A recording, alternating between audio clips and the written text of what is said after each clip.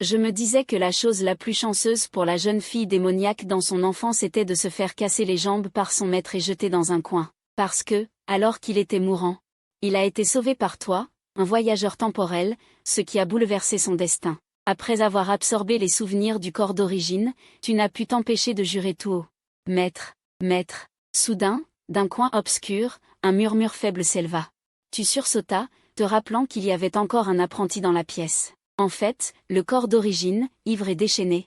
Le jeune apprenti, timide, lui avait offert du thé pour le dégriser, mais le corps d'origine s'était défoulé sur lui. Ta main trembla violemment. Ton regard se porta instinctivement vers le coin de la pièce, où 2 étagères en bois se seraient dressées, mais elles gisaient de travers. Des débris et des tessons de bouteilles de vin formaient un désastre. Parmi les morceaux de porcelaine, une petite fille aux cheveux ébouriffés était recroquevillée. Ses yeux vides te fixaient, hagards. Kim Jin offre le thé au maître. Comme si elle craignait ta colère, elle rassembla ses dernières forces pour se débattre sous l'étagère. Mais son corps frêle restait coincé, incapable de bouger. Le corps d'origine était vraiment une brute, capable de frapper sa propre apprentie. Ne bouge pas, tu ordonnais d'une voix grave, luttant contre le vertige. En titubant, tu te précipitas vers le coin, l'étagère en bois grinça de manière agaçante, mais tu la soulevas de l'épaule. La tunique fine de la petite fille était déjà trempée d'eau sale. Quand tu tendis la main pour l'aider, elle se recroquevilla instinctivement, reculant. Maître, c'est la faute de Kim Jin? Tu remarquas alors que la fillette tenait un demi-pot de thé dans sa main droite. Le bec cassé laissait encore échapper un thé trouble. La théière est cassée, maître. On ne peut plus boire de thé. Les larmes dans les grands yeux de Kim Jin tombaient en cascade dans le thé. Voyant les larmes de la petite fille couler de plus en plus, ton cœur se serra. Dans son regard hébété, tu pris la théière, supportant ton mal de tête, d'une voix calme. Ce n'est pas grave, même cassé, on peut encore boire. À ces mots, les larmes de Kim Jin s'arrêtèrent net, elle te fixa, stupéfaite. Même sur son petit visage sombre, une lueur de miracle apparut. Tu portas la théière à tes lèvres, observant son visage poussiéreux. Une idée absurde te traversa l'esprit. Cette pauvre petite fille était-elle la même que la froide et magnifique démone destructrice du monde dans le scénario du jeu? Et dans les souvenirs de Shu Kim Jin, à l'époque où elle était mortelle, c'est avec un thé empoisonné qu'elle avait tué son maître gravement blessé, faisant ainsi son premier pas dans la cultivation. La petite fille aux cheveux en désordre, te voyant arrêter, retint son souffle. Ses jambes fines comme des bâtons tremblèrent de manière anormale, une peur visible dans ses yeux. Face à cette scène, tu serras la théière. Comprenant tout, ce thé était bel et bien suspect. Le breuvage laissa une saveur aigre-amère sur ta langue. Ta pomme d'Adam remua, et du coin de l'œil, tu vis les pupilles de la fillette s'effondrer peu à peu. Mais, ce thé, tu fis exprès de claquer des lèvres, puis cracha le thé d'une gorgée. Trop amer, je n'en veux plus. Les épaules tendues de Kim Jin s'affaissèrent soudain, comme un chaton vidé de ses os. Elle ne pleurait pas cette fois. Alors qu'elle avait pleuré amèrement tout à l'heure, probablement de rage d'avoir été trop maladroite pour verser le thé empoisonné à cette vieille brute quand il était blessé. Maître, tu ne trouves pas le thé sale? Tu ne répondis pas. Tu fouillas sous le lit du corps d'origine pour trouver un pot de médicaments, la pommade avait durci, mais c'était tout de même un élixir légendaire.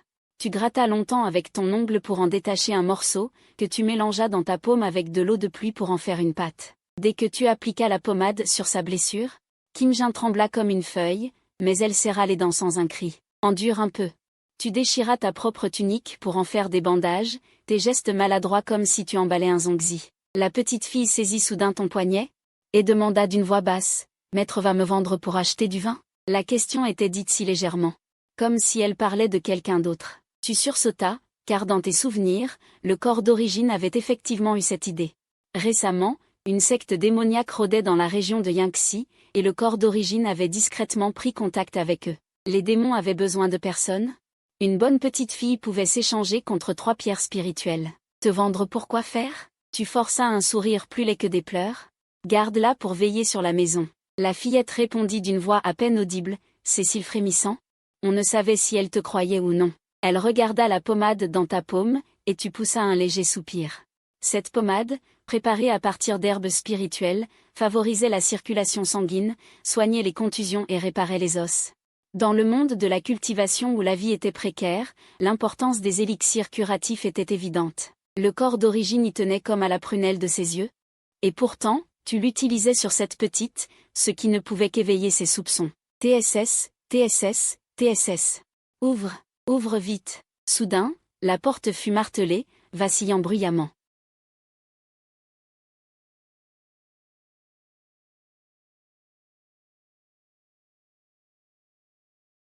Le corps d'origine, à travers l'odeur de pluie, gronda, « Vite.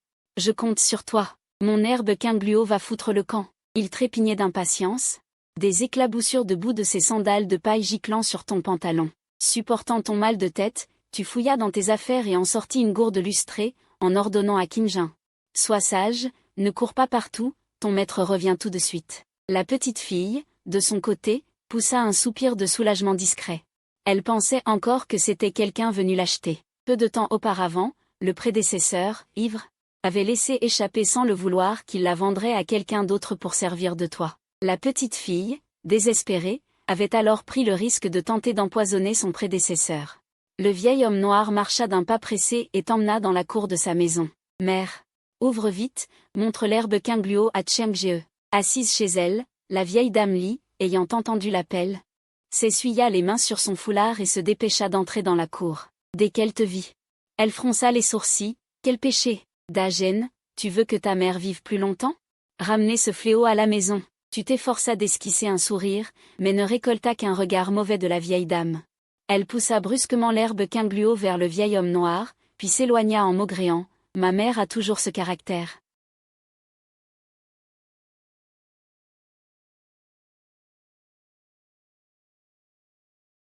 Ce sourire forcé. Le vieil homme noir, pressé, se souvint que c'était cette vieille femme à la langue acérée qui avait discrètement glissé de la nourriture. Avoir une telle bonté, dans le monde des cultivateurs où l'homme est un loup pour l'homme, était assez rare. Tu t'accroupis, l'herbe Quingluo penchait la tête, ses feuilles flétries. D'un vert autrefois éclatant, elles étaient maintenant couvertes de taches gris-brun, comme brûlées par le feu. Qiangjie. Regarde ce qui arrive à l'herbe Quingluo. Le vieil homme noir s'accroupit aussi, l'air anxieux. Tu pinças l'extrémité d'une feuille et l'écrasa entre tes doigts. À la lueur de la lanterne en papier huilé que tenait le vieil homme noir, les souvenirs de ce dernier affluèrent dans ton esprit. Tu laissas échapper, et c'est les punaises spirituelles. Les œufs de ces insectes éclosent 3 jours après avoir touché l'eau. Et ils agissent surtout les jours de pluie. Le vieil homme noir soupira. Que faire, alors? Je t'en prie, Qiangjie, sauve-moi. Sans répondre, tu pris le petit couteau de jade dans le sac. Tu le collas contre la nervure saillante sous la feuille. Le prédécesseur connaissait ce ravageur, ainsi que la solution. Technique du couteau extrême. Tu retins ton souffle, un peu nerveux. Mais au moment où la lame tomba, ton esprit devint aussi calme que l'eau. Le prédécesseur avait exécuté la technique du couteau extrême tant de fois, que pour ce corps, lancer le sort était devenu instinctif. Le couteau de jade émit une lueur vert pâle. Alors que la pointe de la lame soulevait et transperçait précisément les racines, plusieurs insectes noirs gros comme des graines de sésame tombèrent dans la terre. Le vieil homme noir écarquilla les yeux. « Qiangjie, ta technique. » Sans lever la tête, tu fiches soudain. Un panneau apparut discrètement dans ton champ de vision. C'était donc un atout qui permettait d'acquérir de la maîtrise en exécutant constamment des techniques. Du niveau débutant à la perfection, aucune limite. Même une fois la perfection atteinte, il était encore possible de progresser. Et de provoquer un changement qualitatif. Avec ce panneau, l'absence de racines spirituelles qui avait limité le prédécesseur devenait désormais ton plus grand atout. Tu serras le couteau de jade, ta main se mettant à trembler. Le vieil homme noir, affolé, s'écria. « Qiangjie, dis quelque chose. Mon herbe Quingluo est-elle perdue ?» Des gouttes de pluie grosses comme des pièces de cuivre crépitaient sur l'avant-toit. De la cuisine de l'Idagen s'élevait une odeur de taro cuit à la vapeur. L'odeur te mit l'eau à la bouche. Tu te léchas les lèvres. Elle est sauvable, elle est sauvable. Je pensais justement à la façon de traiter ce ravageur. Tu pinças la feuille flétrie à 2 doigts. Le couteau de jade plongea le long de la racine. Les insectes noirs gros comme des graines de sésame roulèrent dans la terre, mêlés à du sang. D'un mouvement vif de la lame, tu traças un cercle, coupant facilement le ravageur le long des racines aériennes de l'herbe Quingluo, sans abîmer la plante spirituelle. Sur le panneau, la compétence, technique du couteau extrême, passa directement de 150 à 200. À 17-0-2 cents. Une fois les ravageurs éliminés, tu te penchas et posa la main sur la tige de l'herbe Quingluo. Une énergie bois douce et chaude, le long des nervures des feuilles, nourrit l'herbe Quingluo. Zizé dit. L'herbe Quingluo trembla violemment. Sous les feuilles apparurent des dizaines de points noirs gros comme des graines de sésame. Ces œufs d'insectes roulèrent en boule et descendirent. D'un œil vif et d'une main rapide, tu sortis à la hâte de la sacoche à ta ceinture un demi-bâtonnet d'encens fin, un petit morceau de la taille d'un ongle. Tu le frottas dans ta paume pour en faire une fumée bleue. Va, comme un serpent, elle s'enroula autour de la tige de l'herbe. Avec un bruit sourd, elle explosa, éclaboussant un liquide vert pâle. Guéri. Vieux compagnon, donne-moi juste un en-cas. Tu frottas négligemment ta main sur ta jambe de pantalon, puis rangea solennellement l'encens dans la sacoche. En humant le parfum du tarot, tu changeas de sujet. Sortir en pleine nuit n'est pas facile. Donne-moi 2 tarots en plus. Le vieil homme noir resta un instant interdit. D'habitude, Cheng Jie ne pensait qu'à se remplir le ventre, sans se soucier du reste. Les en-cas, il les dépensait pour bien manger et bien boire. Pourquoi s'intéresserait-il à ces tarots? Sans un mot, il se retourna et alla à la cuisine. Prit 3 tarots bien chauds et te les mit dans les bras, te brûlant au point que tu grimaças. Prends un de plus pour l'enfant. Cheng Jie, ne t'en prends pas à l'enfant. Quel péché! Le vieil homme noir, au cœur simple, sortit avec précaution un en-cas de sous sa chemise. Et te le tendit. Tu ne dis rien, avec ce panneau de maîtrise. Élever une apprentie n'était pas si difficile. Sans plus te soucier de lui, tu serras les tarots contre ta poitrine. En sortant, l'appétit est tonitruant, tu rentres le cou vers la cabane délabrée, craignant que la nourriture dans tes bras ne refroidisse. Cette gamine n'a probablement pas mangé chaud depuis 3 repas, la nuit tombe. La porte de la cabane délabrée et bancale grince sous le vent, une lueur filtre par la fente. Pris d'urgence, tu pousses vivement la porte, Kim Jin est sur la pointe des pieds, s'apprêtant à accrocher la boue pourrie. Alors qu'il l'accroche au cadre en bois, le bruit de la porte le fait sursauter. La boue pourrie tombe bruyamment, couvrant sa tête de paille, ses jambes n'ont rien. Ton giron est gonflé et fumant, le bas de ton pantalon dégouline, Kim Jin se précipite pour ramasser la cape de paille par terre. Ses doigts sont égratignés par les épines, des larmes tombent en cascade, et à l'intérieur de la cabane. La petite l'a déjà bien rangée, les tessons de cruche et les tasses à thé balayés derrière la porte, empilés en un petit tas. Le lourd cadre en bois a été redressé, les objets tombés remis en place sur l'étagère, bien rangés.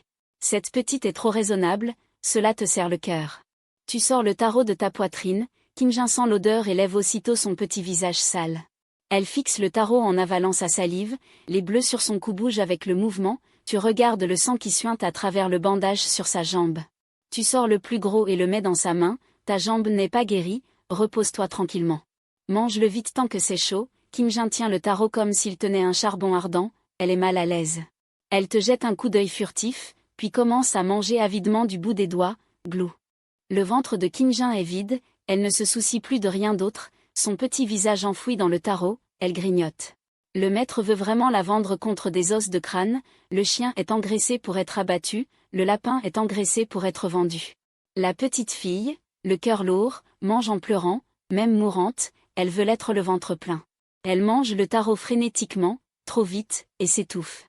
Elle boit l'eau de pluie trouble par terre, fait un ro satisfait, et après avoir fini. La petite fille se recroqueville sur la natte, la tête sur ses coudes, somnolente. Il fait trop froid, la cabane est pleine de courants d'air, la petite boule sur la natte claque des dents. Son petit corps est presque recroquevillé en boule, tu serres la peau contre toi, somnolent. N'osant pas dormir directement, craignant que Kim Jin n'ait de mauvaises intentions, dans un rêve brumeux et confus. Tu te vois devenir un grand cultivateur renommé, déchirant le vide. Retournant sur la planète bleue, cela te fait un sourire tordu, prêt à faire tout ce que tu veux. Dans une vie de roi de la ville, soudain une fille aux cheveux d'argent que tu pinces entre tes doigts tombe du ciel. Elle crie froidement, « Vieux, meurs !» Tu te réveilles en sursaut. Ce n'était qu'un rêve, jusqu'à ce que tu vois, rampant sur le sol, traînant sa jambe blessée en nettoyant. La petite fille aux cheveux d'argent, le sentiment de solitude dans ton cœur s'apaise un peu, de toute façon. Tu as finalement une compagne, quant à Shu Kim Jin, il faudra encore des centaines d'années avant qu'elle ne maîtrise la cultivation.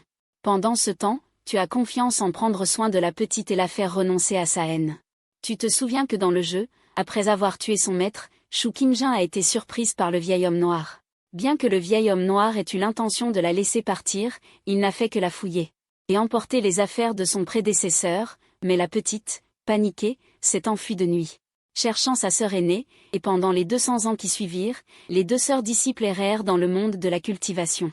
Vagabondant, jusqu'à ce que la sœur aînée, Luziwei, soit capturée par les gens de la secte Yin Shi Xianzong. De nuit, Luziwei est découverte par les gens de la secte, elle est celle qui doit faire face au destin. Ils emmènent l'Uziwei de force, ne laissant que Shu Qingjin, seul et abandonné. Ajouté à quelques malentendus, comme croire que sa sœur l'a abandonné pour la cultivation. Shu Qingjin se corrompt complètement, devenant à son tour celle qui doit faire face au destin. Ces deux lapins, dans le destin immortel, sont destinés à renaître dans l'obscurité de la 17e génération, 500 ans plus tard. Pour l'instant, leurs talents ne sont pas encore manifestés, pour toi, ce ne sont que deux gamines. Maître, tu es réveillé? Qingjin tient un chiffon, te regardant timidement. Bien, sage. Tu lèves un sourcil, sentant ton regard, la petite fille se protège instinctivement, surprise. Timide et craintive. Tu ne laisses pas le temps à Qingjin de s'expliquer, tu soudain sors ce qu'elle avait caché. Ton visage change, dans ta main se trouve un demi-tarot froid et dur, avec des marques de dents encore visibles.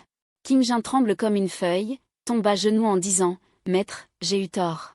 C'est pour ma sœur », elle ne finit pas sa phrase, la gorge serrée, elle essuie ses larmes en sanglotant. Et, les femmes sont vraiment faites d'eau. La petite a l'air toute maigrichonne, pourquoi a-t-elle tant de larmes? Shen Y enfila la patate froide sur une branche, pinça un peu de feu spirituel entre ses ongles et raviva le feu éteint. Il la fit griller simplement. Quand l'odeur commença à se répandre, il fourra la branche dans les mains de Qingjin. « Mange. Je vais tout de suite chercher Ziwei. » Le ventre de Qingjin gargouilla malgré elle, mais elle osa à peine toucher à la nourriture qu'elle tenait. Elle avait compris, son maître voulait la vendre, c'est pour ça qu'il l'engraissait. Il ne lui donnerait à manger que pour ça, et ne gaspillerait rien pour sa sœur aînée, c'était forcé. Si elle ne mangeait pas, alors son maître ne la vendrait pas, non, sa sœur aînée avait dit qu'il ne fallait jamais devenir un chaudron humain, même au prix de sa vie. Pour survivre, une ombre enveloppa la petite boule de fourrure blanche qui frissonnait. « Si tu ne manges pas, je te vends aujourd'hui. » La petite, effrayée, se mit à manger en hâte, la langue brûlée la faisant halter. Craignant de se faire gronder si elle faisait du bruit, elle retint sa douleur, le visage tout rouge. Elle jeta un coup d'œil furtif à son maître. Lorsqu'il posa la main sur le loquet, elle trouva étrange que son maître hésite.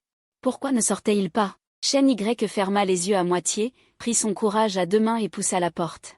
L'aube pointait, des nuages sombres traînaient encore dans le ciel. Après la pluie, dans le quartier de Pangu, l'air sentait la fraîcheur de la terre et de l'herbe. L'orage de la veille avait transformé le devant de la porte de Shen Y en bourbier. Les empreintes de pas et les ornières des chars se chevauchaient. C'était la première fois que Shen Y voyait clairement l'environnement autour de lui. Trop ordinaire, aussi banal que les villages de son ancienne vie. Et derrière lui, dans la maison, la petite fille mangeait bruyamment sa patate grillée. Les épaules et le dos de Shen Y, tendus, se relâchèrent étrangement. Des deux côtés s'entassaient des maisons de travers. À côté, un vieux taoïste vêtu d'une robe usée était accroupi sur le seuil à fumer. Il jeta un regard oblique à Shen Y. Oh, le vieux Shen est matinal aujourd'hui. L'attitude du vieux taoïste était identique, sa robe graisseuse. Il plissait ses yeux triangulaires et regardait sournoisement derrière Shen Y. Shen Y, sans changer d'expression, verrouilla la porte. Dans les souvenirs de son prédécesseur, le vieux taoïste s'appelait Zamong. Il aimait par-dessus tous les femmes, même s'il n'avait pas de quoi manger. Il devait aller se divertir au lupanar. Ses relations avec le prédécesseur étaient médiocres. En regardant alentour, presque tous les habitants de ce quartier de Pangu étaient comme le vieux taoïste, des cultivateurs de bas niveau vieillissants comme Shen Y, sans cœur à poursuivre leurs efforts. Encore moins d'énergie pour se donner du mal. Ils végétaient dans le quartier de Pangu, vivant au jour le jour. Il y avait aussi une infime partie des cultivateurs qui, découragés, retournaient dans le monde des mortels pour y vivre comme de riches bourgeois.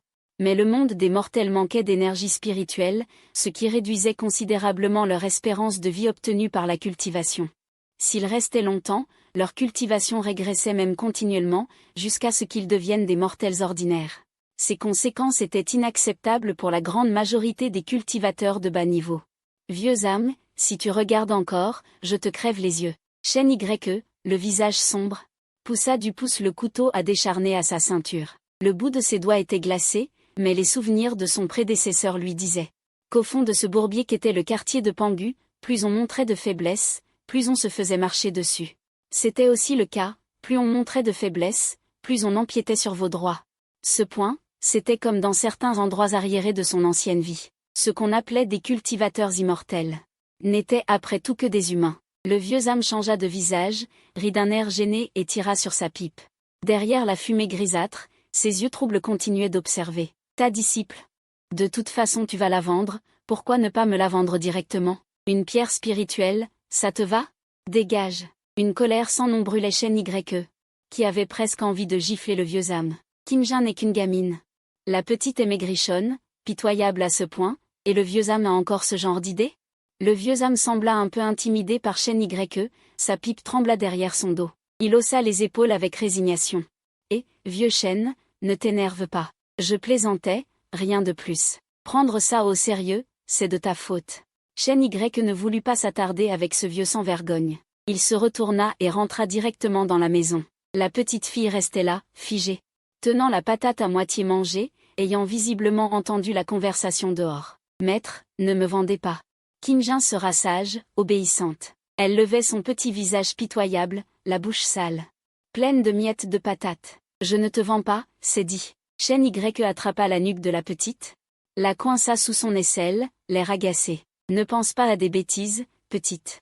Sors avec moi, comme ça ce vieux n'aura pas de mauvaises idées. Kim Jin, les mains et les pieds ballants, se balançait sous l'aisselle de Shen Ye. Elle fixa la patate à moitié mangée et commença à faire la moue. S'il ne voulait pas la vendre, pourquoi le maître l'aurait-il emmenée dehors? Le maître a toujours aimé tromper Kim Jin. La petite fille, accablée de chagrin, mordit férocement dans son tarot en sortant de la chambre. Le vieux âme, montrant ses dents jaunes en souriant, pensait, petite Kim Jin, tu sors t'amuser avec ton maître? Fais attention, ton maître va te vendre. Pourquoi ne pas te réfugier chez le grand-père Zam? Kim Jin, instinctivement, enfouit son visage dans le tarot, n'osant pas croiser le regard du vieil homme. Les veines du front de Shen Ye saillaient de colère. Face à un tel vaurien, elle ne savait vraiment pas quoi faire. Après tout, elle-même était un jeune homme vivant dans une société pacifique, alors que son prédécesseur, noyé dans la débauche, effronté et sans scrupules, se souciait-il de la vie des autres, à moins d'extirper la racine du mal? Pour en finir une fois pour toutes, Shen Ye tressaillit soudain. Il prit une profonde inspiration, tira Kim Jin à travers les huttes tordues, parvenant enfin à se débarrasser du regard concupiscent de Zam Lao Dao. Mais l'idée qui venait de lui traverser l'esprit continuait de tourbillonner dans sa tête. Hier encore, il n'était qu'un simple employé de bureau sans histoire, comment pouvait-il aujourd'hui avoir une telle pensée meurtrière? Le quartier de Hangu était proche du marché, et plus on approchait du marché, meilleur était l'environnement environnant, l'énergie spirituelle y étant relativement plus abondante. Relativement parlant, Yangtze Fang percevait également un loyer en fonction de l'emplacement, mais le prix était bien inférieur à celui des habitations à l'intérieur du marché. Généralement, les cultivateurs ayant peu de moyens mais un certain niveau de pratique résidaient ici. Le vieux He habitait dans ce quartier, et Shen Ye passait justement devant chez lui. Pouah, malchance, vraiment malchanceux. La vieille dame Li, qui faisait sécher des peaux de bêtes dans sa cour, cracha plusieurs fois par terre. Inutile de deviner. Shen Y savait que c'était visé contre lui, il ne put que rire jaune. Soudain, la vieille dame aperçut la boule de poils blancs sous son bras, et ses paupières relâchées s'écarquillèrent, espèce de salaud. Avant-hier, tu jouais à lui casser la jambe, aujourd'hui, tu vas la jeter en pâture à quelle gueule? Le regard de la vieille Li balaya les poignets de Kim Jin, zébrés de bleu et de violet, dépassant de ses manches, une demi-bouchée d'air vicié lui bloqua la gorge, et tourna dans sa poitrine. Shen Y sourit timidement, « Grand-mère, ne vous méprenez pas.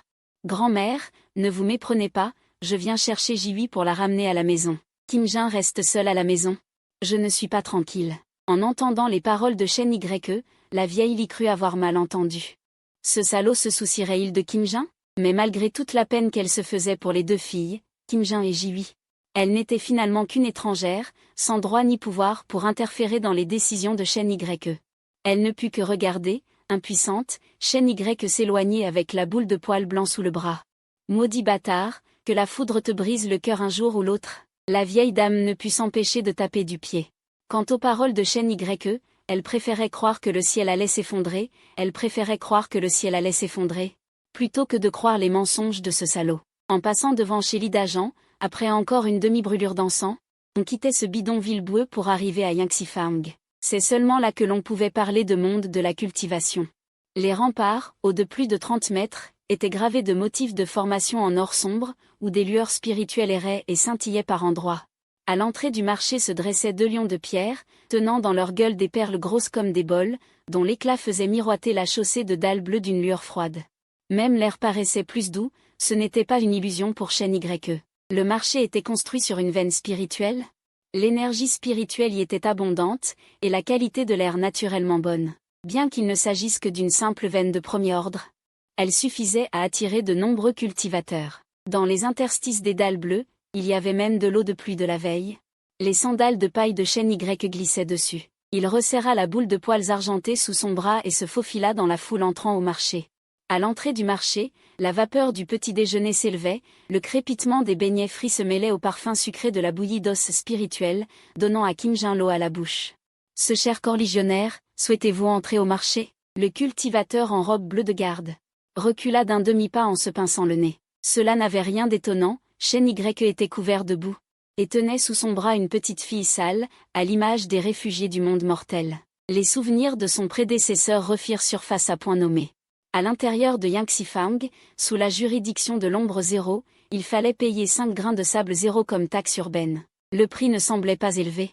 Mais en réalité, c'était scandaleux. 5 grains de sable zéro à chaque fois, cela faisait une pierre spirituelle et demie par mois. Bien que son prédécesseur fût paresseux et glouton, il était tout de même un maître des plantes spirituelles au stade intermédiaire de la condensation du QI, et ne gagnait qu'environ 5 pierres spirituelles par mois. C'était déjà la classe moyenne du bidonville. Bien sûr, les cultivateurs pouvaient aussi choisir de louer une maison dans le marché pour éviter la taxe urbaine.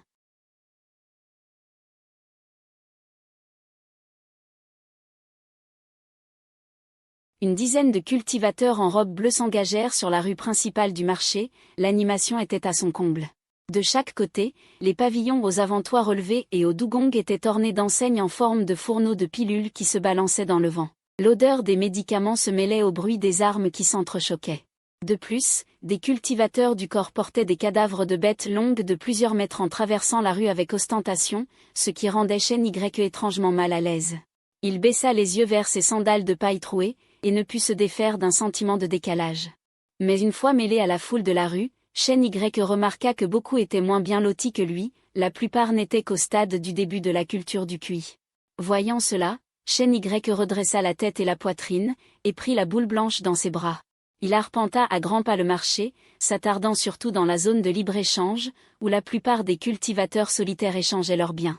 Quant aux boutiques clinquantes, Shen Y, la bourse légère, n'alla pas s'y ridiculiser. Cuivre rouge fraîchement arrivé, épée à plumes de sang et de larmes, riz spirituel réservé à la secte de l'ombre spirituelle. Quantité limitée, pilule de satiété, de superbes pilules de satiété. Une pilule suffit pour un jour de culture corporelle. Une pilule pour seulement 10 pierres spirituelles, une bouteille pour une pierre spirituelle. Il y en avait 11. Shen Y, intrigué, s'approcha pour examiner la légendaire pilule de satiété. Le vendeur, un jeune cultivateur solitaire, vit Shen Y et ses yeux s'illuminèrent. « Tu en veux une ? Je regarde juste. » « Je regarde juste, » dit Shen Y en riant et en agitant la main. Il avait bien envie d'essayer, mais cette pilule n'en valait vraiment pas la peine. Il préférait cuisiner lui-même, 10 pierres spirituelles lui permettaient de manger plusieurs jours. Le jeune cultivateur solitaire gardait un sourire chaleureux. En voyant l'allure de l'homme, il comprit qu'il était avare et s'y était préparé. D'une voix douce, il dit « Bon, je vois que vous n'êtes pas à l'aise, compagnon taoïste. Si vous voulez acheter, je peux encore vous faire une réduction. » Kim Jin, blotti sous l'aisselle de Shen Y, avait le petit nez rougi par le vent froid. Elle voulait le presser. Mais elle regretta vite, elle aurait dû savoir que ça ne serait pas si rapide. D'accord, ne. Shen Y dépensa 2 grains de sable sonore pour acheter un paquet de gâteaux à l'osmante, qu'il glissa dans les bras de la petite fille. Ces gâteaux sucrés n'avaient rien à voir avec le tarot d'hier. Kim Jin n'avait jamais goûté une nourriture si belle. Pourtant, elle demanda, « C'est pour moi ?» La petite resta figée. D'abord, comme pour protéger sa nourriture, elle pressa le paquet de papier huilé contre sa poitrine. L'odeur d'huile qui filtrait entre ses doigts la fit sursauter, et elle retira la main comme électrocutée.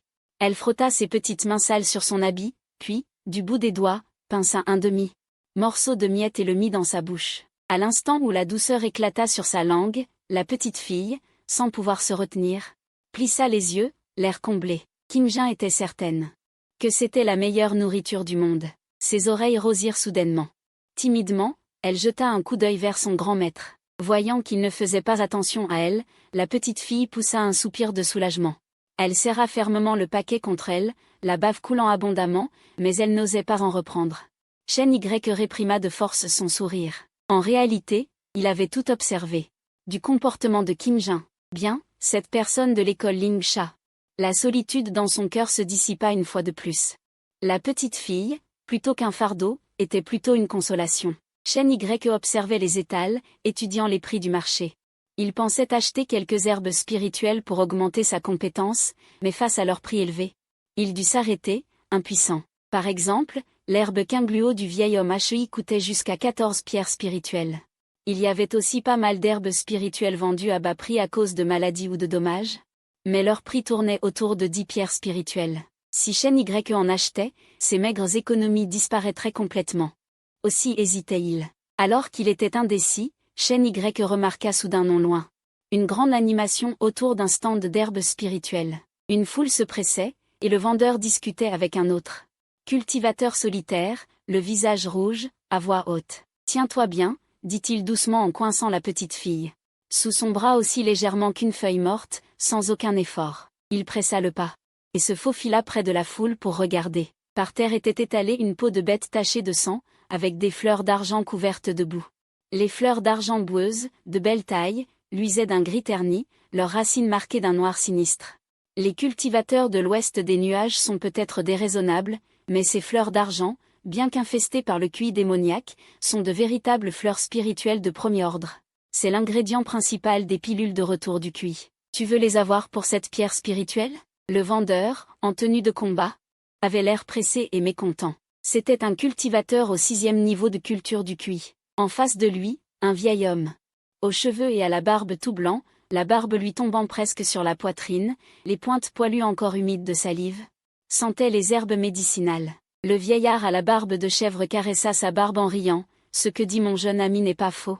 Mais ces fleurs d'argent ont absorbé le QI démoniaque, leurs racines sont endommagées. À l'œil nu, je dirais qu'elles n'ont pas touché la terre depuis 3 ou 4 jours. Elles sont sur le point de mourir. » L'homme en tenue de combat resta un instant interdit.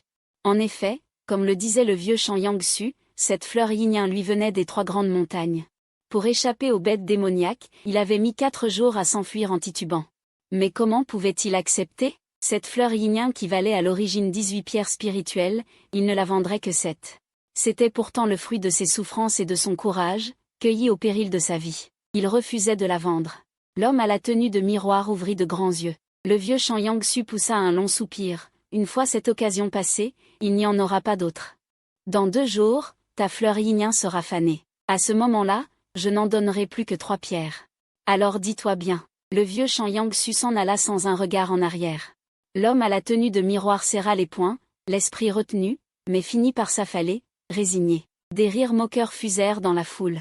Un gros homme en robe de brocart frotta son anneau de jade et intervint. « Camarade, ta fleur yin est belle, certes, mais au mieux, tu pourras la rapporter chez toi. Sans savoir combien de fois il faudra chercher des ingrédients de fortune. Et encore, elle ne survivra peut-être pas. » Voyant que le spectacle se terminait, les cultivateurs autour s'en allèrent, se réjouissant du malheur, laissant seul Shen Y. L'homme à la tenue de miroir, assis par terre, se prit la tête à 2 mains, poussant un long soupir de détresse. Ce n'est qu'en apercevant Shen Y debout au bout de l'étal que son visage s'éclaira d'une lueur de joie. « Camarade, aurais-tu besoin d'une fleur yin? Pour 10 pierres spirituelles seulement. » Shen Y était tenté. Même si la fleur yin était gravement malade, cela lui permettrait justement de l'essayer. Mais 10 pierres spirituelles, c'était encore trop cher. Il n'en avait actuellement que 12 en réserve. Si la fleur mourait, il n'aurait nulle part où pleurer. De plus, sorti de ce monde, Shen Y préférait garder un peu de réserve. Je regarde juste, dit Shen Y avec un rire forcé. Il entraîna rapidement Kim Jin loin de là. Il venait d'observer attentivement la fleur yin. Et il s'aperçut que la situation n'était pas aussi grave que le vieux Shan Yangsu l'avait décrite. Ce vieux Shan Yangsu avait sans doute délibérément fait baisser le prix. À cet instant, le cœur de Shen Y battait la chamade. Il était temps d'aller chercher sa grande disciple Luziwei. Sa petite disciple Shu Kim-jin, à première vue, semblait plutôt dangereuse. Dès son arrivée, elle avait voulu lui donner du thé empoisonné. Mais une fois familiarisée, Shen Y découvrit que cette petite était très facile à vivre. Reste à savoir quel caractère avait la grande disciple. Dans le jeu, Shu Kim-jin était une sorcière destructrice du monde, tandis que Luziwei était une déesse. Logiquement, Luziwei devait être plus facile à vivre que Shu Kim-jin. Shen Ye, avec Kim Jin, arriva dans une rue animée. Comparé au marché libre bruyant et chaotique, l'atmosphère y était plus calme. Les cultivateurs qui passaient avaient un niveau de cultivation nettement supérieur. Il trouva une enseigne où était écrit « Musée de la danse merveilleuse, une boutique ». Shen Ye hésita un instant devant la porte du musée de la danse merveilleuse, puis se dirigea discrètement vers la porte latérale. Une servante robuste poussa la porte latérale, montrant la moitié de son corps, et le dévisagea. Voyant ses jambes fines et la petite fille sale. Accompagnant l'homme, elle s'apprêtait à refermer la porte. Va mendier au marché de l'Est. Le marché de l'Est était la zone de libre-échange des cultivateurs indépendants. C'était le nom officiel. Shen Ye glissa rapidement son pied entre les battants pour bloquer la porte, affichant un sourire forcé. Immortel, cher immortel, attendez, maître de l'Uziwei. La servante robuste pouffa de rire. C'était la première fois qu'on l'appelait ainsi. Maître de l'Uziwei? Bon, je vais d'abord te faire entrer. Shen Ye poussa un léger soupir de soulagement. Il suivit la servante jusqu'à la cour arrière de la boutique. À peine entré, une odeur âcre et amère de médicaments lui monta à la tête. Sur le sol de briques vertes de la cour, croupissait une eau noirâtre pleine de résidus de décoction. 2 servantes de bas étage étaient accroupies, frottant un chaudron de bronze aussi aucun homme. La paroi du chaudron était couverte d'une épaisse couche de tartre médicinal. La brosse en cuivre grattait, faisant tomber des écailles, ce qui donnait des frissons.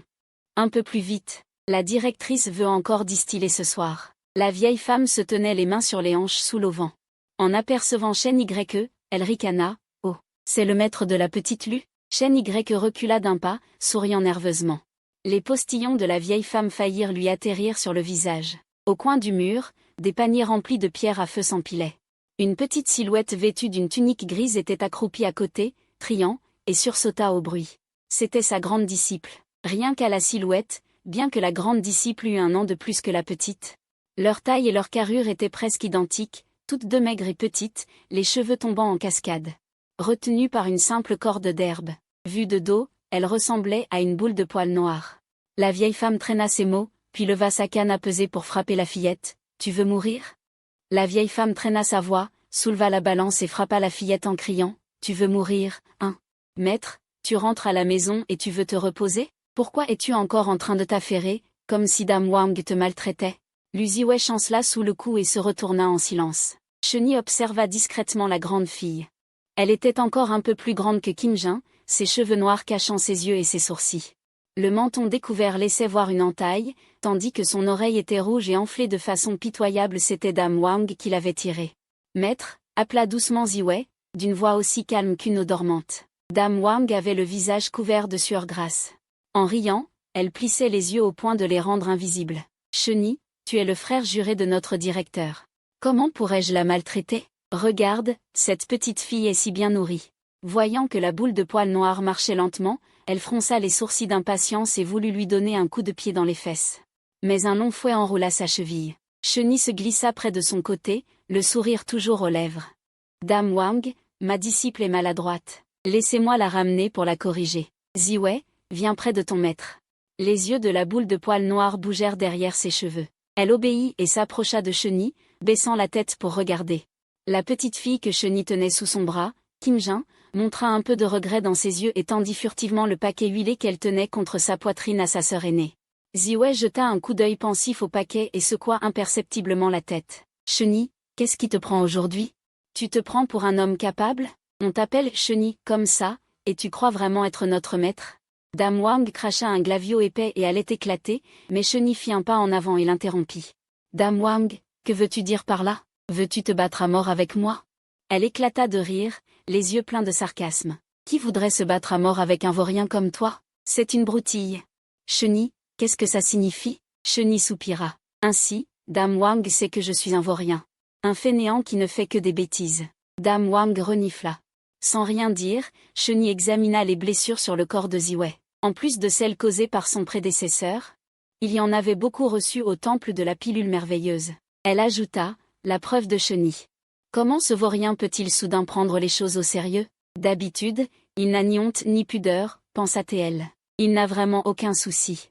Bien qu'il ait 2 disciples, elles vivent sous sa main comme si la mort valait mieux. Ce salaud sans cœur, pourquoi s'en soucierait-il? Dame Wang rit de bon cœur. Shen Ye, Qu'est-ce que tu racontes? Je ne faisais que corriger ta disciple pour toi. Son ton était pourtant bien plus courtois. Après tout, elle n'était qu'une servante au temple de la pilule merveilleuse. Avec seulement la 3e couche de la récolte du QI, face à un voyou de la 4e couche, elle avait peur au fond d'elle. Chenille joignit les mains. Alors, je te prie, Dame Wang, de régler le salaire de ma disciple. Très bien, très bien. Dame Wang avait déjà préparé une petite bourse et la lança à Chenille. Chenille la rattrapa et compta devant elle, puis fronça soudain les sourcils. Dame Wang, ce n'est pas bien. On avait dit 20 pierres spirituelles par mois, pourquoi seulement 15? La graisse du visage de Dame Wang s'empila en un sourire. Je ne t'ai pas volé de pierres, Chenille. Après avoir déduit la taxe de Chenille, il n'en reste que 15. Bon. Et si ce n'est pas moi qui ai amené ma disciple en ville? Chenille se redressa en prenant une posture de voyou effronté. Malgré lui, un sourire lui vint. Le fouet a déchiré les os fendit l'air avec un claquement, la mèche frôlant l'oreille de Dame Wang. Elle fit un léger mouvement du poignet, le fouet revint comme un serpent se levant autour de sa taille. Les hurlements n'avaient pas cessé. Ah, ma mère! Dame Wang criait de douleur en tenant son oreille qui saignait, le doigt tremblant pointé vers Chenille. D'où te vient ce culot? À l'aide! À l'aide! Appelez les gardes! Les servantes s'enfuirent dans toutes les directions en appelant les gardes à l'intérieur du temple. Chenille, sans gêne, caressa la tête duveteuse de Ziwei. Ziwei a été servante ici pendant 5 mois, et toi, vieille sorcière, tu lui as volé son salaire sans pitié. Si tu traites ainsi les tiens, que dire des cultivateurs itinérants? Je n'aurais jamais imaginé que le temple de la pilule merveilleuse, pourtant si réputé parmi les dispersés, soit un lieu au cœur noir. Bien, puisque tu es incorrigible. Je vais faire du scandale ici, pour que tout le marché connaisse la nature du temple.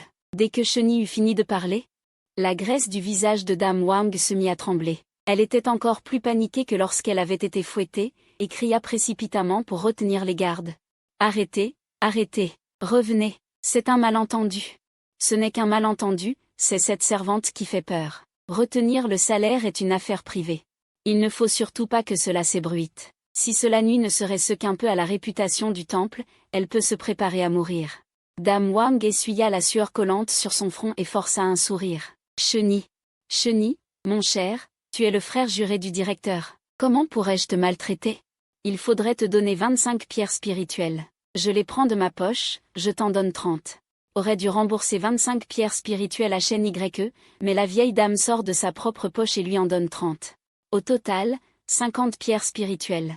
Shen Ye prit la bourse et compta attentivement. Il y avait bien 50. Il en sortit 5 et les renvoya d'un geste.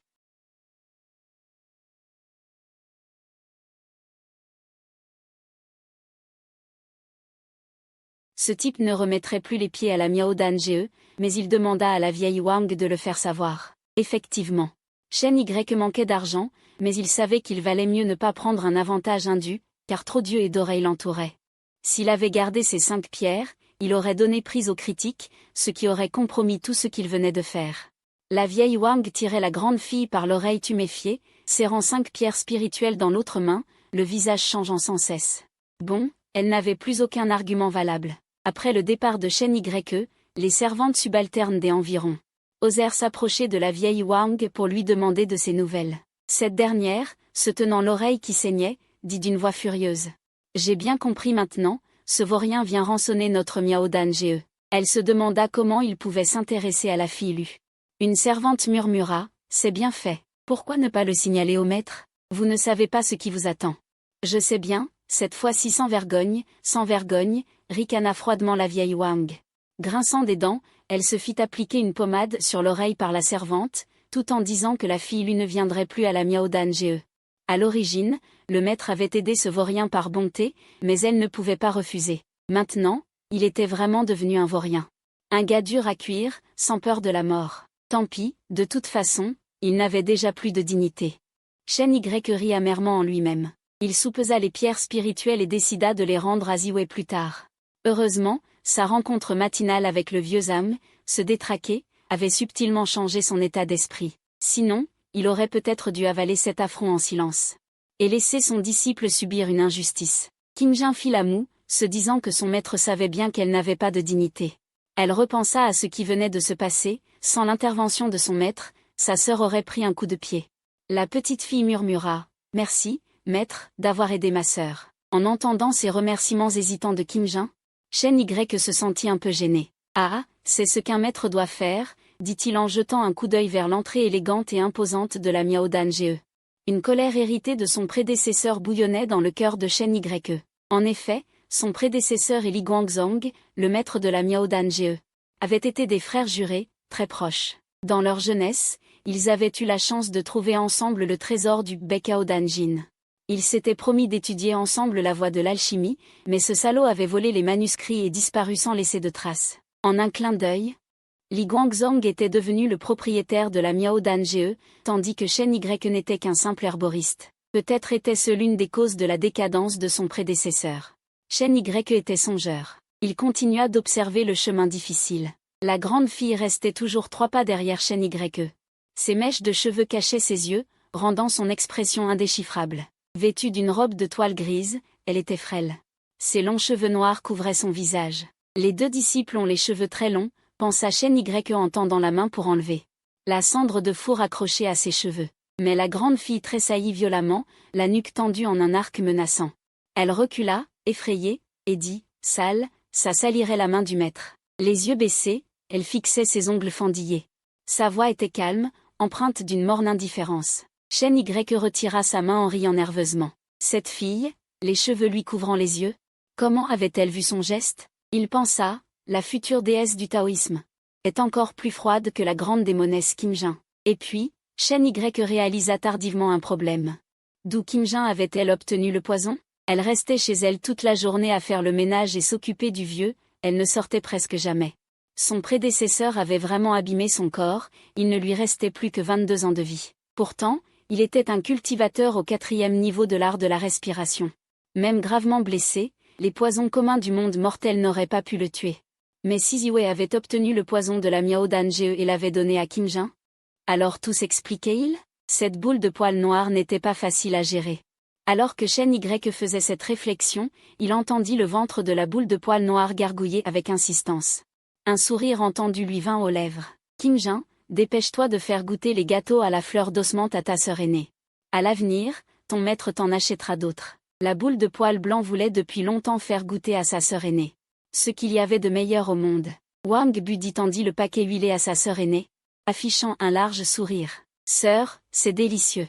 C'est le maître qui l'a acheté. Une brise légère souleva les mèches de la jeune fille, laissant entrevoir un instant des yeux glaciales, qui se voilèrent à nouveau sous le vent. Luziwei ralentit le pas, un sourire aux lèvres, et regarda la silhouette usée de l'homme. Merci, maître, dit-elle simplement. Contente que ça te plaise, content que ça te plaise, répondit-il. Ayant reçu les remerciements d'un autre disciple, Chen Y jubilait intérieurement.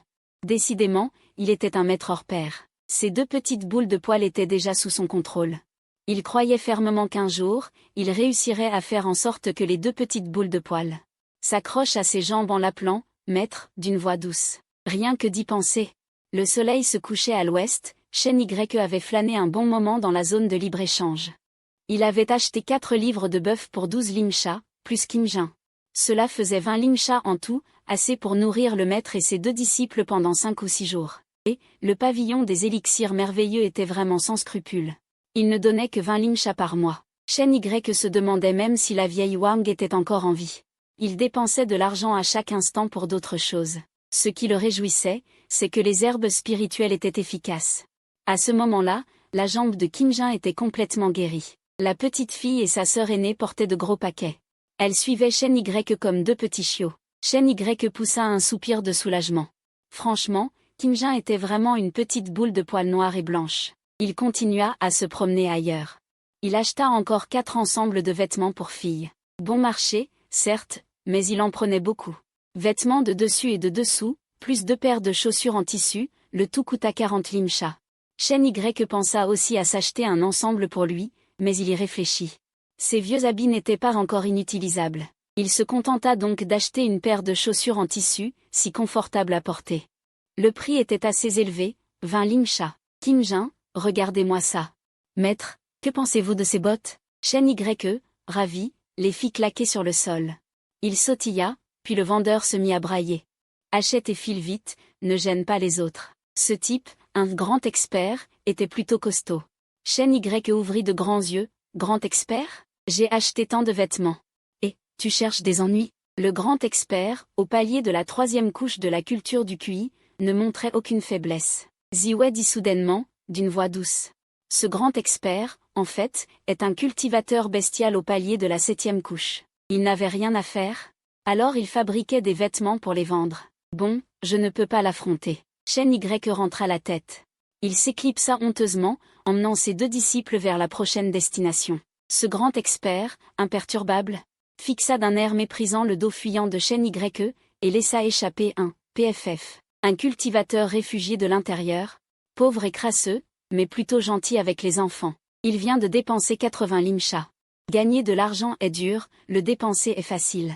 Shen Y soupira amèrement. Rien que de penser aux 2 petites bouches affamées derrière lui, il sentait la migraine revenir. Il se toucha l'arrière de la tête, la main humide. En y regardant de plus près, c'était bien du sang. Et, ce n'était pas juste une sensation de douleur, ça faisait vraiment mal. Ces 2 derniers jours, il avait été tellement occupé qu'il avait pensé à panser la blessure de Kim Jin, mais avait oublié de le faire pour lui-même. Il avait oublié de panser l'arrière de son crâne. Résultat, la plaie s'était rouverte. Le soir tombait. Dans la zone de libre-échange, il ne restait que quelques cultivateurs dispersés. Ceux qui vivaient en dehors du marché préparaient leurs bagages pour rentrer. L'ordre dans le marché était maintenu par la secte Yangxi. Personne n'osait y causer des problèmes. Mais ces cultivateurs devaient forcément sortir de la ville. La nuit tombait.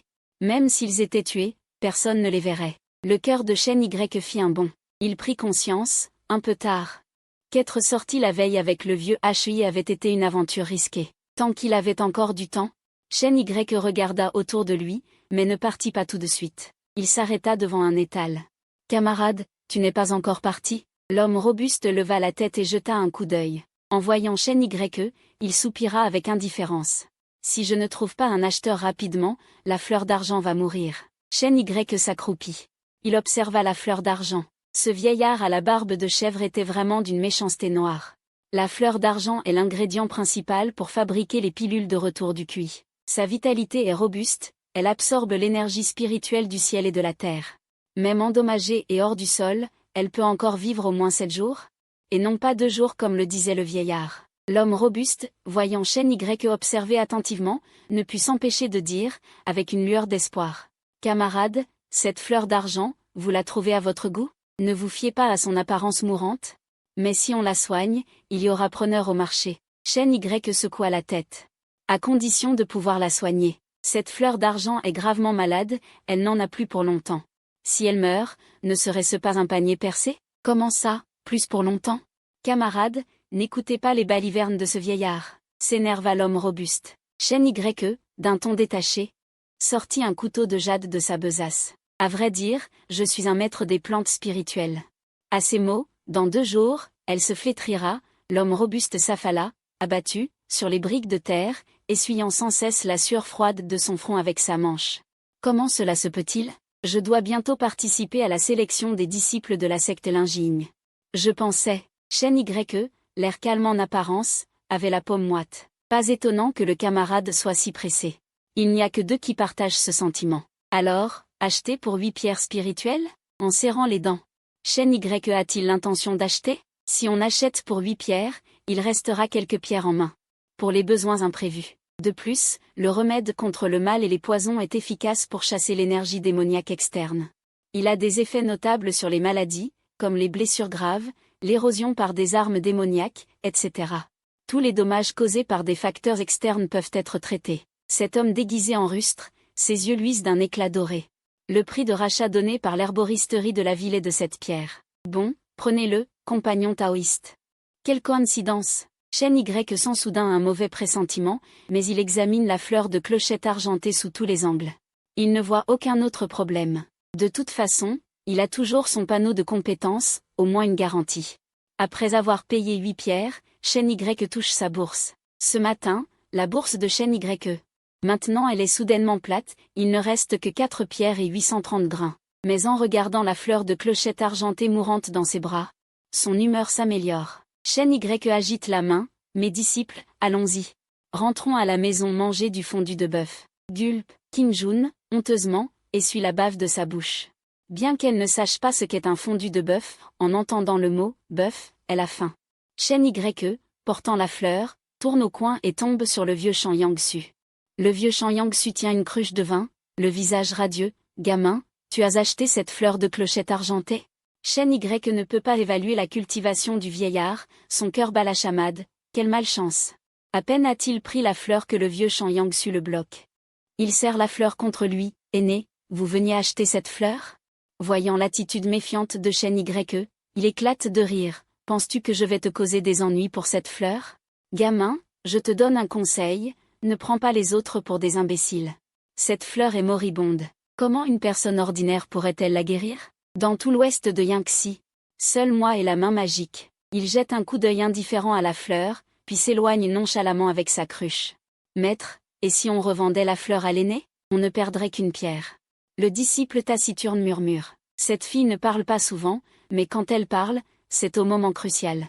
Shen YE a son propre plan. Il renifle. « Moi, le maître, je suis un maître de l'intention en formation. » Au loin, le vieux Chan Yangsu trébuche et s'éloigne sans se retourner, on entend encore son rire. La relève est impressionnante. Ce vieux renard est vraiment malin. Il écoutait secrètement depuis le début. Shen YE tord la bouche. Il s'est fait l'avoir? On ne peut pas dire ça. Il devait acheter une herbe malade pour augmenter sa compétence. La fleur est gravement malade, mais le point clé est qu'elle est bon marché. Pour 10 pierres, Shen YE aurait hésité. Ne pas l'acheter pour 8 pierres, ne serait-ce pas gaspiller son don? D'autres auraient peut-être fait un bénéfice.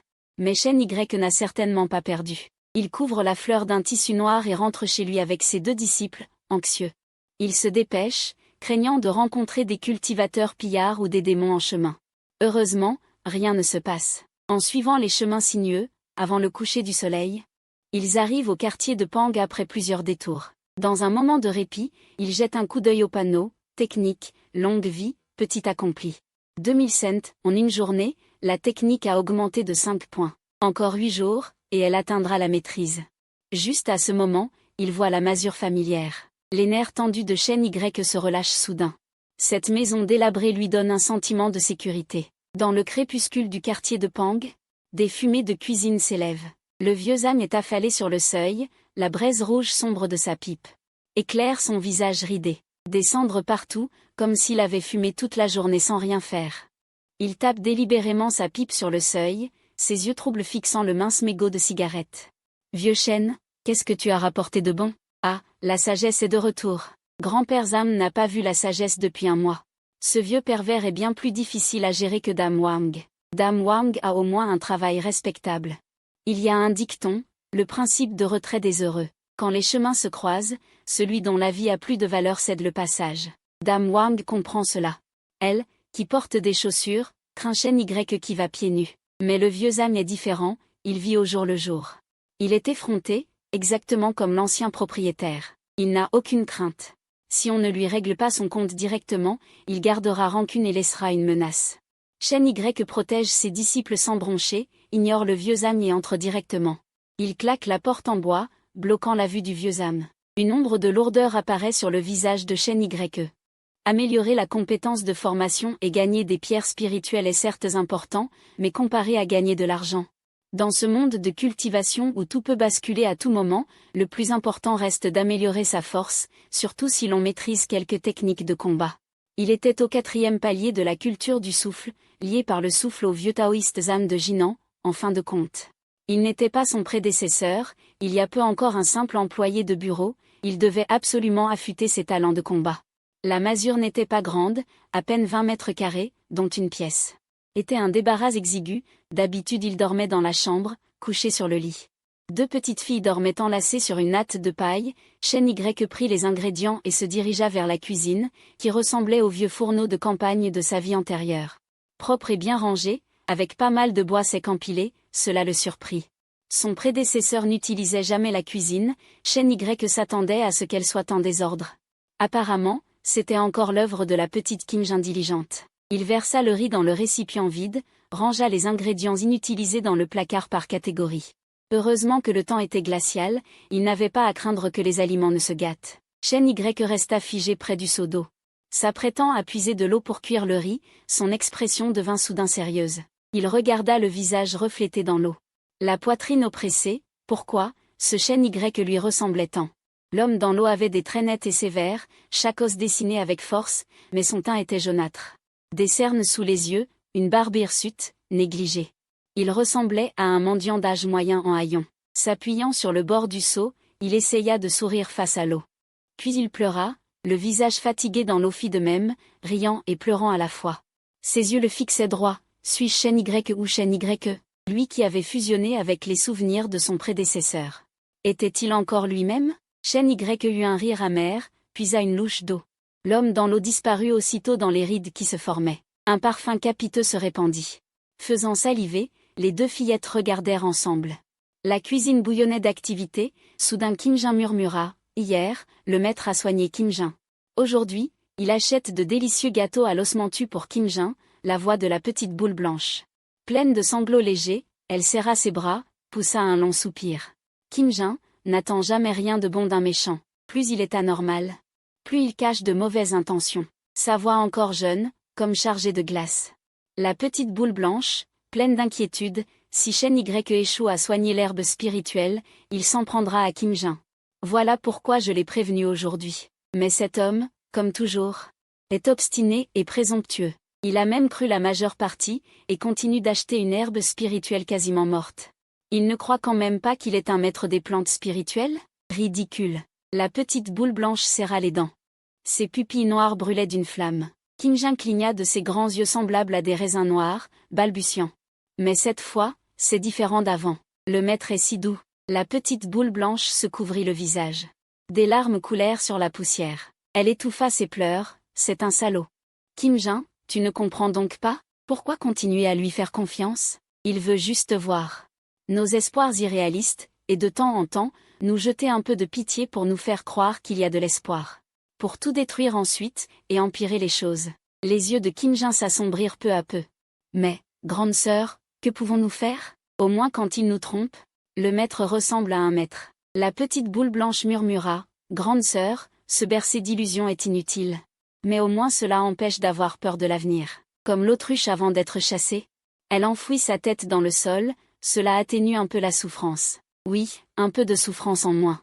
Kim Jin, même s'il se repentait vraiment, en abaissant son arme, on efface ses péchés. On devient un Bouddha sur le champ. La petite boule blanche renifla, regarda autour d'elle.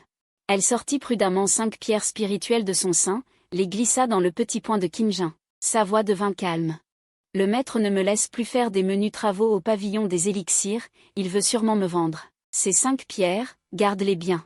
Kim Jin eut l'impression d'être frappé par la foudre, elle comprit soudain, ainsi, quand le maître disait en buvant qu'il vendrait son apprenti. Ce n'était pas moi qu'il vendait, mais grande sœur. Pas étonnant qu'il laisse grande sœur. Kim Jin n'avait pas besoin de réfléchir pour savoir combien d'efforts sa sœur avait dépensé au pavillon des élixirs pour économiser ces 5 pierres spirituelles. Ouh! La petite boule blanche sanglota, faisant semblant d'être forte. Petite sotte. Ne pleure pas. Peut-être que ta sœur ira dans une bonne famille, et échappera enfin à cette misère.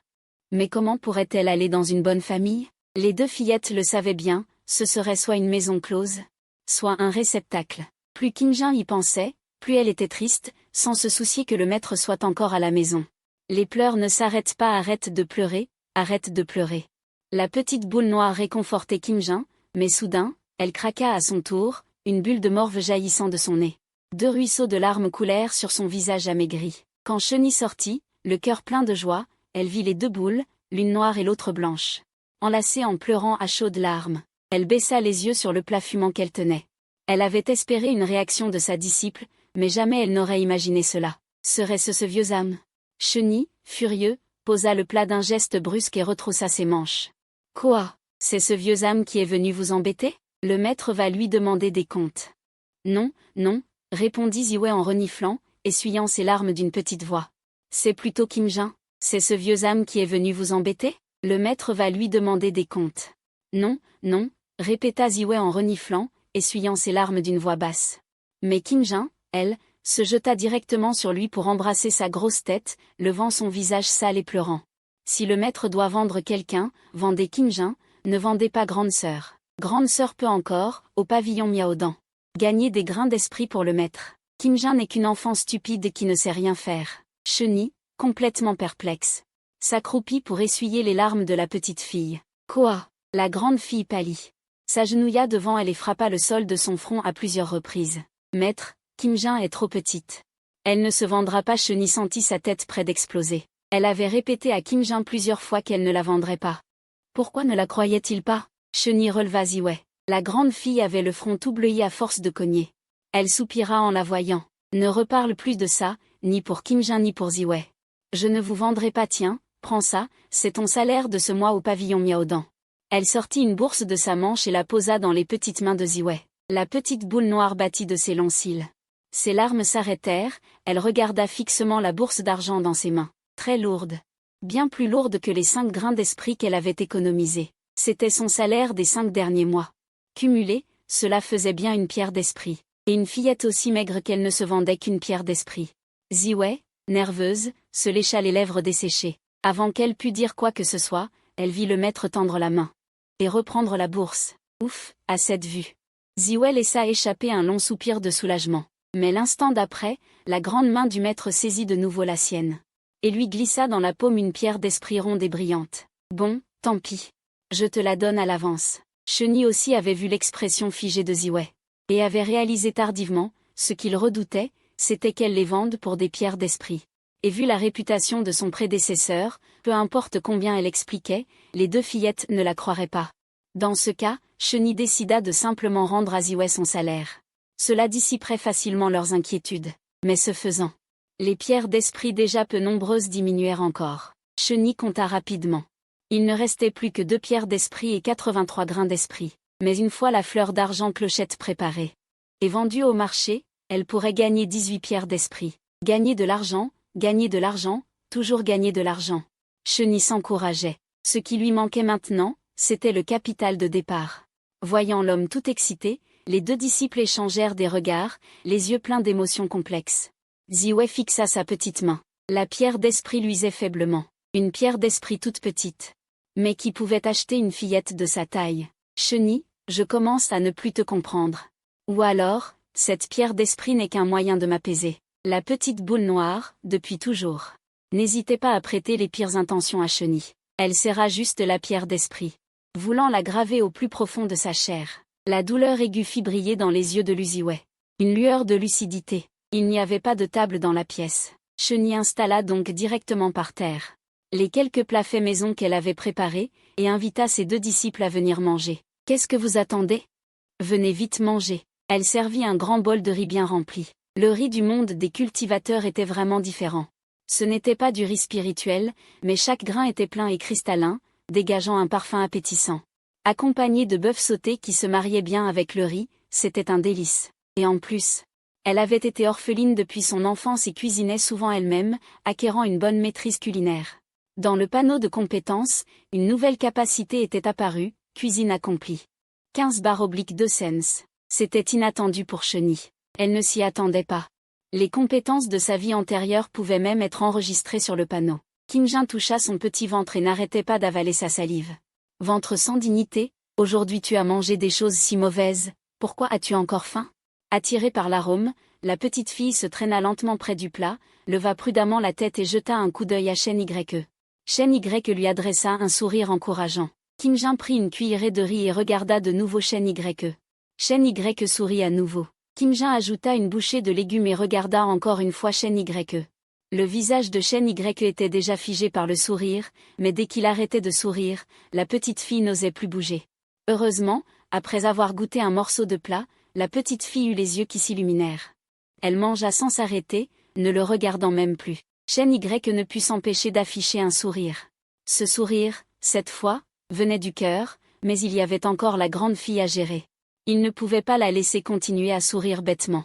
Shen Ye jeta un coup d'œil à la grande fille à côté, et réalisa que sa première disciple était intérieurement plus riche que la petite disciple, et aussi plus méfiante, comme un hérisson hérissé. Inquiète et tendue, elle se recroquevillait, se faisant passer pour une pierre froide et piquante. Shen Ye réfléchit un instant, s'approcha de Ziwei, la prit dans ses bras. « Ah, maître !» Le petit paquet de fourrure noire frémit, poussa un cri de peur. Si maigre. La porteur, c'était comme porter une poupée de chiffon. Son petit corps frêle tremblait. Shen Ye s'assit par terre avec la grande fille. Il mit de côté le bol qu'il avait à moitié mangé, en prépara un autre et commença à nourrir la grande fille lui-même. Le petit paquet de fourrure noire résistait fermement. Ouvre la bouche. Chen Y lui donna à manger sans accepter de refus. Il approcha une bouchée de légumes de ses lèvres. Petite Ziwei, tu n'aimes pas le silence et la froideur? Mais tout à l'heure, tu pleurnichais. Devant ton maître, tu n'es qu'une grande fille, un bébé. Le petit paquet de fourrure noire ne s'attendait pas à ce que Chen Y agisse ainsi. Elle serra les lèvres longtemps sans les ouvrir. Chen Y dit d'un ton calme. Est-ce que Ziwei veut que son maître la cajole pour la nourrir?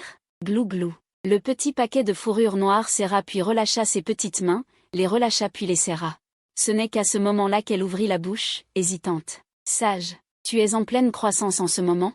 Comment pourrais-tu ne pas manger? Après une bouchée, le petit paquet de fourrure noire resta figé. Comment une chose aussi délicieuse pouvait-elle exister sur Terre? Bien meilleure que les gâteaux d'osmanthus d'avant? Bien meilleure. Elle avala à contre-cœur, sans oublier de lécher les grains de riz au bord de ses lèvres. Elle savourait lentement le goût, quand la cuillère suivante se retrouva de nouveau devant ses lèvres. Sans que Chen Y n'ait à dire quoi que ce soit, le petit paquet de fourrure noire ouvrit activement sa petite bouche et mangea bouchée après bouchée. Chen Y poussa un léger soupir de soulagement. Si Ziwei avait encore refusé de manger, il n'aurait vraiment pas su quoi faire. La grande fille, obstinée, refusait de manger, aucune cajolerie ne fonctionnait. Alors qu'il venait de s'arrêter, le petit paquet de fourrure noire le regarda soudainement. Tout à l'heure, le maître était perdu dans ses pensées. Chen Y ne put s'empêcher de sourire. Il se dépêcha de continuer à nourrir le petit paquet de fourrure noire. Après tout, c'était encore une enfant, quand on a faim, on veut manger, non? La grande fille ne réalisa qu'après coup ce qu'elle venait de faire, et ses joues devinrent rouges. Elle tripota ses doigts, très mal à l'aise. Kim Jin soupira silencieusement.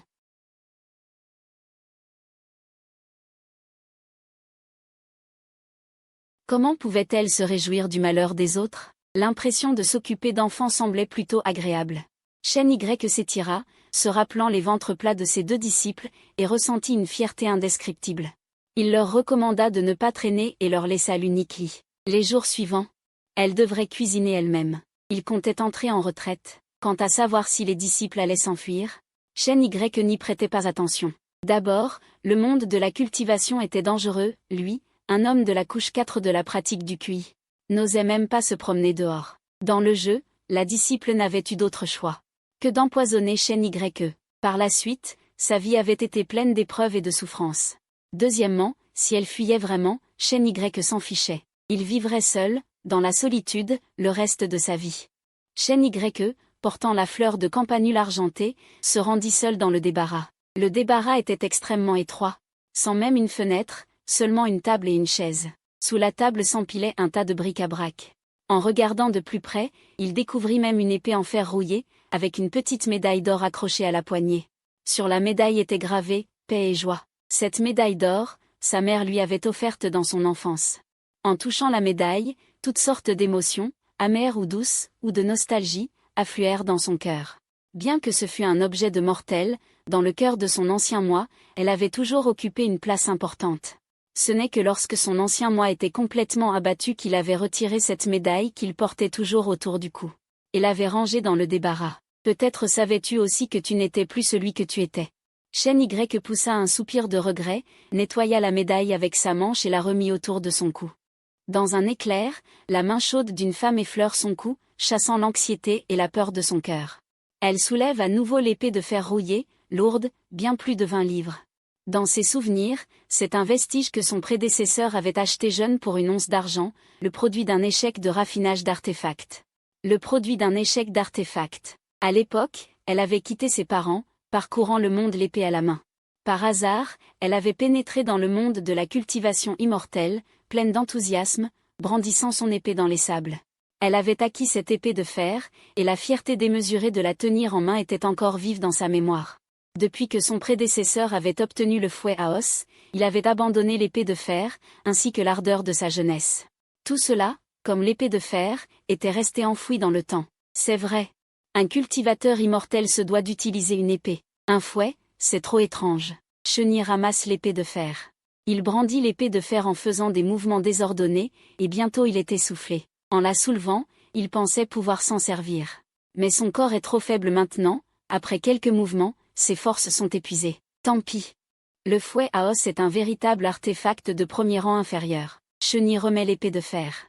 Il la rengaine, une vague mélancolie l'envahit. À part ces deux objets, le reste n'est que des rebuts laissés par la pratique de la technique de culture des plantes spirituelles. Par exemple, un couteau de jade brisé, une houe, une rivière desséchée, etc. Ce simple recoin oublié porte la sueur innombrable de son prédécesseur. Partout où son regard se pose, les souvenirs l'assaillent. Cheni commence à douter, s'il a hérité de l'identité, du statut social, des souvenirs, des émotions d'un autre. Alors qui est-il vraiment? Que je le veuille ou non, je suis devenu un avec ce maudit salaud, indissociable l'un de l'autre. Cheni serre la plaque d'or suspendue à son cou, et soudain, une pensée l'illumine. Maîtrise de la technique augmentée de 20. Technique, soin éternel niveau accompli. Voilà une surprise inattendue. Dans l'étroit débarras, Cheni joint les mains, et prie à plusieurs reprises devant la fleur d'argent languissante posée sur la table. Amitabha. Dieu, vieux Seigneur suprême, Seigneur Guan, protégez-moi pour que je guérisse la fleur d'argent avec succès. Le visage grave, Cheni lance d'abord une prière, sans se soucier du reste. La sueur coule sur son front. Il ne peut s'empêcher d'être tendu, la fleur d'argent a coûté 8 pierres spirituelles. Presque toutes ses économies. S'il fait une erreur, ces 8 pierres seront perdues. Il respire profondément à plusieurs reprises, puis fixe le panneau. Nom, Cheni. Durée de vie, racines spirituelles, bois, feu, terre, métal, eau. Niveau de cultivation, 4e couche de raffinement du QI. Technique, soin éternel niveau accompli. Compétence, lame ultime du retrait niveau parfait. Fouet à os niveau accompli. Élimination du mal niveau parfait. Méthode de stimulation débutant 2 sur 10. Arbre des nuages de plumes débutant 2 sur 10. Ce qu'on apprend dans les livres reste superficiel. Cheni secoue la tête. Il a étudié une demi-journée, la méthode de stimulation et l'arbre des nuages de plumes. Non gagné que 2 points de maîtrise. Mais lorsqu'il avait soigné l'herbe à escargot bleu plus tôt, la maîtrise de la lame ultime du retrait avait augmenté de 20 points. Ces techniques de culture des plantes nécessitent de s'exercer avec des pierres spirituelles. Heureusement, il a déjà atteint le niveau débutant, ce qui lui permet d'exécuter des sorts simples. Avec son panneau de maîtrise, 7 jours suffisent pour augmenter considérablement ses compétences. Cheni saisit le couteau de jade, son poignet tremblant légèrement.